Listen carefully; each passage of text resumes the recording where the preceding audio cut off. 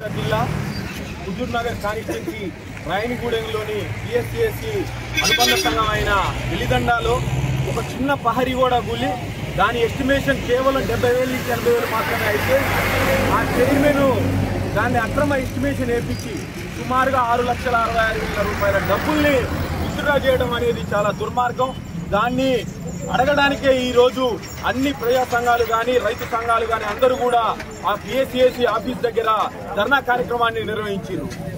ఎప్పుడైనా ప్రభుత్వాలు ఏవైనా ఉంటే పేద ప్రజల పక్షాన రైతుల పక్షాన పేదలకు రైతులకు ఏదైనా అన్యాయం జరిగితే మాట్లాడాల్సిన ప్రభుత్వాలు ఈ రోజు అవినీతి చేసిన చైర్మన్ ని వాళ్లే కొమ్ము కాసుకుంటూ ఉండడం అనేది చాలా బాధాకరం. చైర్మన్ ఏదైతే అవినీతి చేసిండో ఎటువంటి తీర్మానాలు లేకుండా ఎటువంటి పర్మిషన్లు లేకుండా 70,000 గల గోడని 6,66,000 రూపాయల డబ్బులు ఎట్లయితే విత్డ్రా చేసిండో తక్షణమే తెలపాలి. వీళ్ళు ఈ సమస్య మీద జిల్లా కలెక్టర్ గారు కూడా స్పందించకపోవడం చాలా బాధాకరం. కలెక్టర్ గారికి వీళ్ళు చెప్తున్నారు లోకల్లో మేము లెటర్ ఇచ్చి కూడా ఫిబ్రవరిలో ఇచ్చినాం, ఇప్పటిదాకా కూడా ఎటువంటి చర్య లేదని చెప్తున్నారు. లోకల్ రాజకీయ నాయకుల ఒత్తిళ్లతోటి కలెక్టర్ గారు కూడా లొంగిపోవడం అనేది చాలా బాధాకరం.